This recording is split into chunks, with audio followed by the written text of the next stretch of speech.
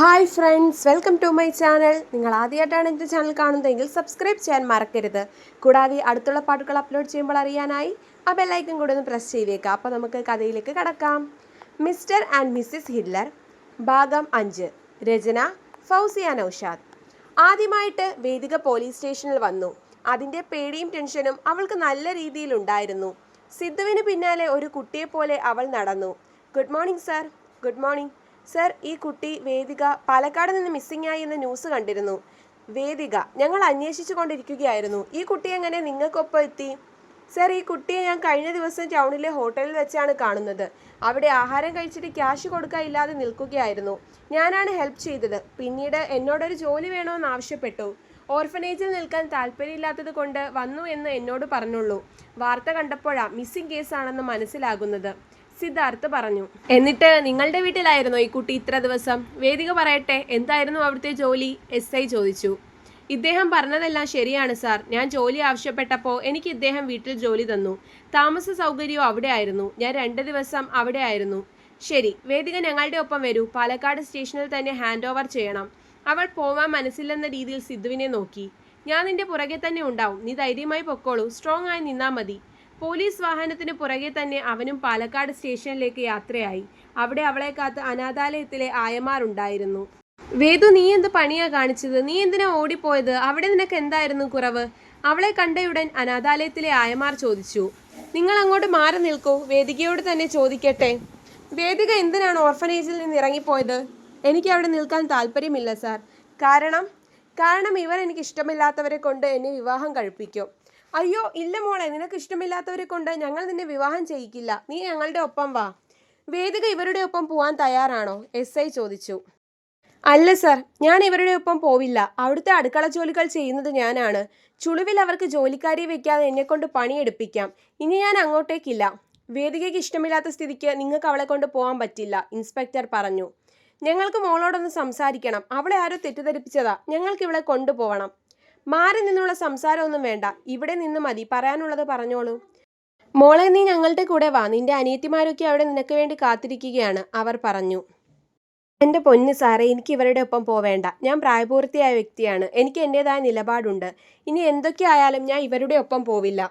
പിന്നെ വേദിക എവിടേക്ക് പോവും? അവൾ സിദ്ധാർത്ഥിനെ നോക്കി. ഞാൻ സിദ്ധാർത്ഥ് സാറിൻ്റെ വീട്ടിലാണ് ജോലിക്ക് നിൽക്കുന്നത്. എനിക്ക് അവിടെ താമസ സൗകര്യവും എല്ലാം ഉണ്ട്. ഞാൻ അവിടെ കഴിഞ്ഞോളാം. പോലീസുകാർ അവനെയും വിളിച്ച് കുറേ ചോദ്യങ്ങൾ ചോദിച്ചു. വേദികയ്ക്ക് എന്തു വന്നാലും അതിന് ഉത്തരവാദി അവനായിരിക്കുമെന്നും അവളെ സംരക്ഷിച്ചു കൊള്ളാമെന്നും അവനെ കൊണ്ട് എഴുതി ഒപ്പിട്ട് അവർ വാങ്ങി. അവനൊപ്പം തന്നെ വേദിക തിരികെ ഇറങ്ങി. ആയമാർ ദേഷ്യത്തിൽ അവളെ നോക്കുന്നുണ്ടായിരുന്നു. തിരികെ കാറിൽ കയറിയപ്പോഴാണ് അവൾക്ക് സമാധാനമായത്. ഇതൊക്കെ ഇത്രേ ഉള്ളൂ. ഞാൻ പറഞ്ഞില്ലേ, വേദികയുടെ മുഴുവൻ ഉത്തരവാദിത്വവും ഇപ്പോൾ എൻ്റെ മേലാണ്. ഇനി അവിടെ നിന്ന് ഓടിപ്പോവോ? അവൻ അല്പം ഗൗരവത്തിൽ തന്നെ ചോദിച്ചു.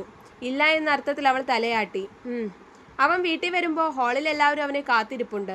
ഈ പാതിരാത്രി നീ എവിടെ പോയിരുന്നു സിദ്ധു? അവൻ അകത്തേക്ക് കയറിയ ഉടനെ ചോദ്യങ്ങൾ തുടങ്ങി. അതും ഈ പെണ്ണിൻ്റെ ഒപ്പം? അമ്മ ചോദിച്ചു.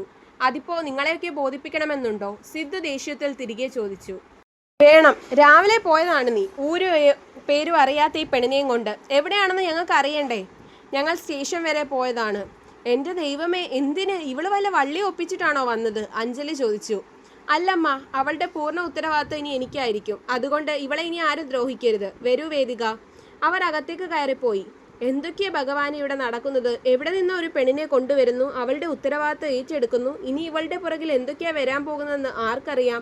പ്രീതിക ചോദിച്ചു.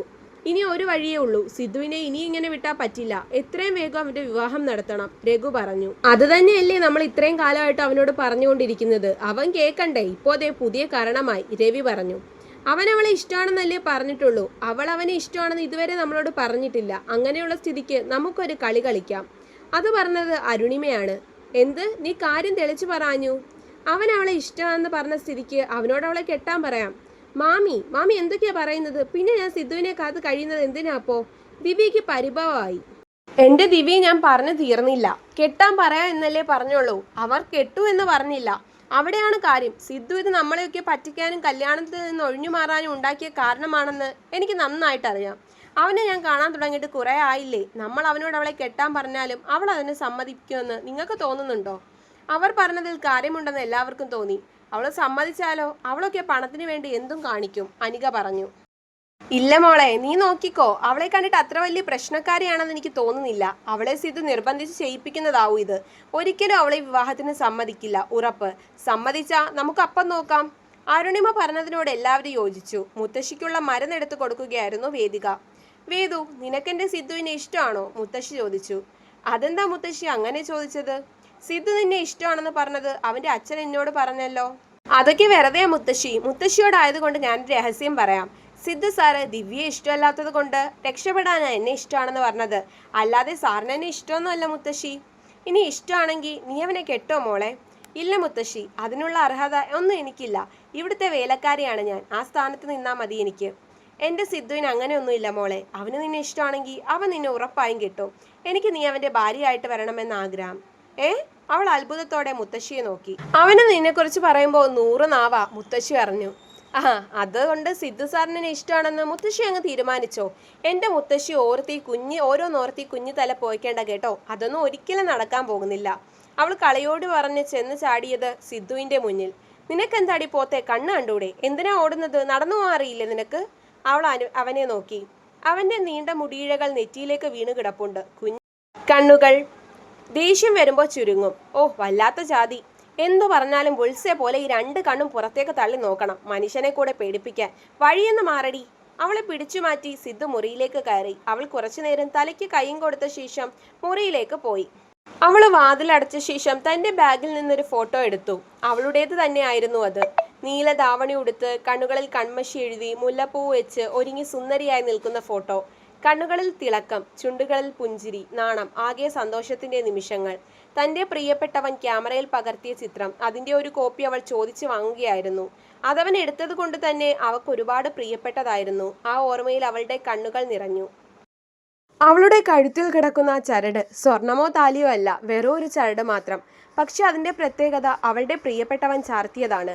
സാക്ഷികളില്ലാതെ, ആരവവും ആർപ്പും രജിസ്ട്രേഷനും ഒന്നുമില്ലാതെ അവരുടെ വിവാഹം കഴിഞ്ഞു ഒരു രാത്രിയും.